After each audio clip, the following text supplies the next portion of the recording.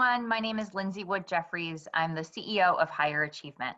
Thank you so much for taking some time to learn about how Higher Achievement's data-driven approach to virtual programming is going and how we've adapted in this time of extended school closures. We're doing this to help close both opportunity and achievement gaps during this time. McKinsey shared a report a few months ago that estimated that the achievement gaps in our nation, which are already wide, are likely to grow 15 to 20% as a result of COVID-19 and the disparate impacts. Higher Achievement stands in that gap, and we're working hard every day and adapting every day and every week to close it. In this brief session, you'll hear from our Director of Academics and SEL, Demelza, Bree, our Brookland Center Director, and Ambria, our 8th grade scholar in Brookland in DC. A little bit of context before we get into the conversation. On March 13th, all the school districts where we operate our programs decided to go remote for at least 2 weeks. Right away, we reached out one-on-one with phone calls to all of our scholars and families. And 10 days later, late March, we stood up the first version of what would be virtual higher achievement. That ran from late March to late May. And then through the summer, we ran a series of different pilots, one staff-led, one mentor-led, and one an expansion into Prince George's County with about 125 eighth graders. In addition to all of that programming, we also held one-on-one conversations with our scholars and families, over 520 of those. Those were focused on goal setting for the coming school year and hearing what was working and what could work better in this school year as we plan to be fully remote for this school year. With that context, I want to introduce my colleague Demelza, who will share the elements of our virtual programming and share how we've adapted to meet the changing needs of our schools, scholars, and families. Thank you, Lindsay. Hello, my name is Demelza Gonzalez Flores, and I'm the Director of Academics and SEL for Higher Achievement. As Lindsay mentioned, we gather data from internal and external sources in order to inform our approach.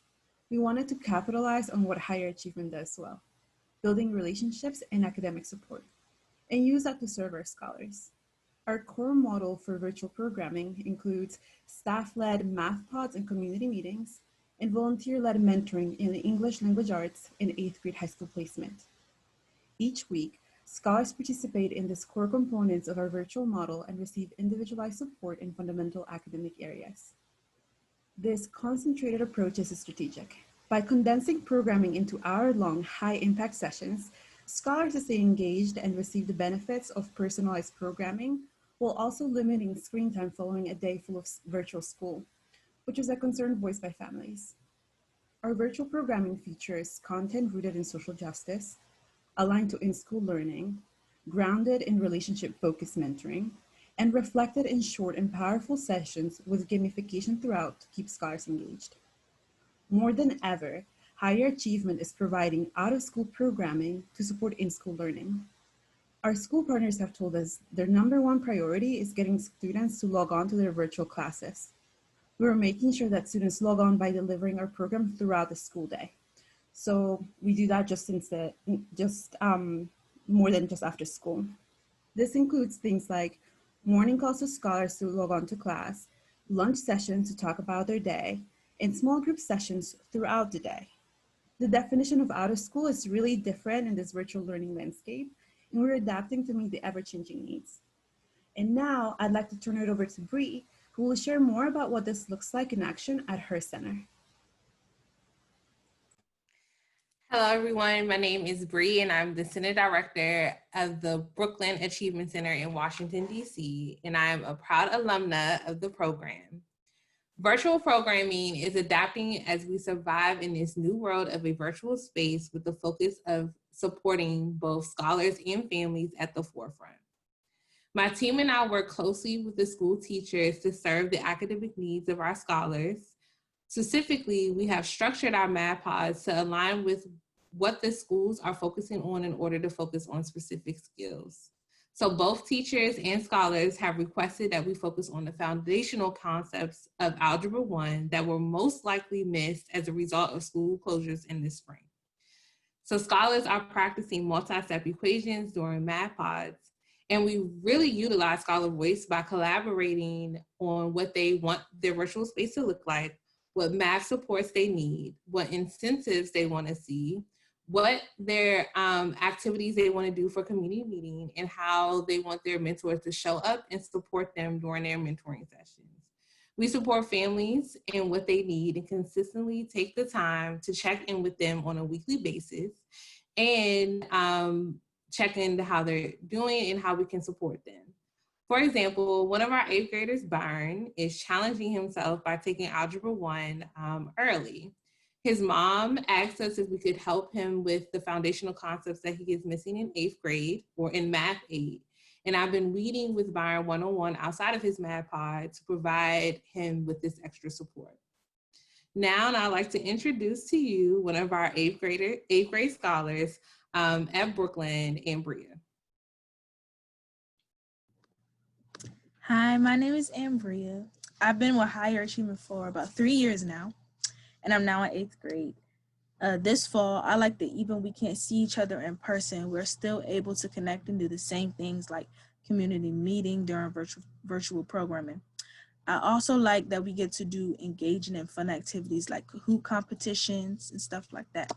Virtual programming gives me an opportunity to connect with other scholars who do not attend Brookland and aren't in my classes during the day but are in Higher Achievement. Higher Achievement is helping me with my school applications and staying on top of my math skills, specifically with two-step equations through mentoring and math pods. I'm preparing to apply to Duke Ellington School of the Arts in Benjamin Banneker High School because I'm very interested in the arts and my uncles and dad went to Banneker. I hope to go to Howard University for college, and I hope to exceed in my education. I participate in Higher Achievement because it's going to get me into a good high school and help me when I need support in and out of school. Also because I want to make my parents proud. Now I have a question for each of you to share about virtual higher achievement. My first question is for Ms. Lindsay. You talked about data and research. How can you talk about why research is important when making decisions for higher achievement? Thanks so much, Ambria. At Higher Achievement, we use research to guide our practice as well as data from a lot of different sources. That includes quantitative data from report cards and test scores that we collect ourselves, as well as qualitative data from focus groups and interviews. We've also been the subject of now 2 randomized controlled trial studies that have proven empirically that higher achievement makes an impact on both test scores and report card grades as compared to an equally motivated control group. Only 2% of nonprofits in the country do that type of research, and only 10% get positive findings. And Higher Achievement has found ourselves now twice in that very selective slice of the nonprofit sector. This virtual learning work is like everything else at Higher Achievement. We use research and data to inform and try to get as close to the right answer as possible the first time. Thank you for that good, wonderful response. The next question is for Ms. DeMelza. Obviously, there are differences between in-person and virtual school at Higher Achievement. Math pods are a new thing to Higher Achievement, and they're very different. Can you share why is there a focus on math? Thank you. That's a great question. So why math pods? So there are 3 main reasons why we have math pods. The first one is a scholar, family, and staff feedback. The second are trends in the field. We're seeing and learning what others are doing, and we're learning from their practices. And the third is like research on the academic slide, and like what are the implications of that on COVID. So we know and we have heard from our scholars, families, and staff that our scholars want to improve. When we asked our scholars what is their main goal here at Higher Achievement and overall, said the vast majority of them said that is to improve their grades.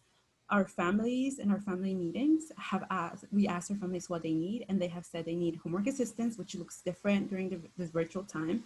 And they also want us to work with their scholars in skill building. And our staff has found over and over that we need to have a clear alignment with in-school learning.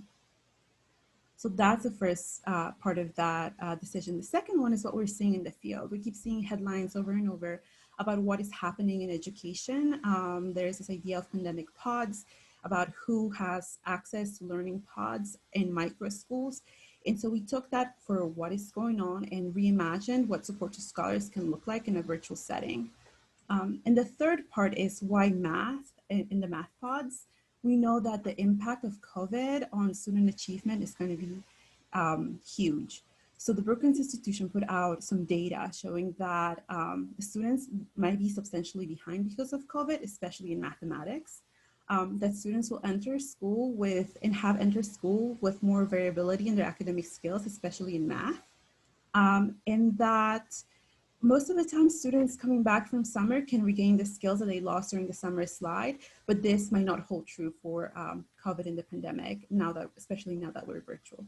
So those are the main reasons why we decided to move with math pods.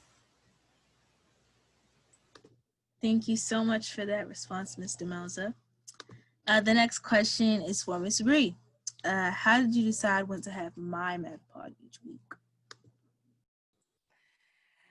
That's a great question, and Bria, I know we talked a lot about this before, but basically, I spent a lot of time trying to make sure that I keep your needs in mind when scheduling your math pod. So it took a lot of coordination with your teachers and with Principal Richardson at Brookland to kind of figure out what your school schedules look like. And my main goal was to make sure you had time throughout the day for us to check in with you, but also after school for us to give you that extra support that you needed. So I wanted to make sure that you had enough time to take a break from the screen, but also that you had that time for support. So with all of that coordination and all of that consideration with you as a priority, that's how I scheduled your math pod, specifically for your group of scholars on Thursday. So to answer your question, that's how we scheduled your math pod.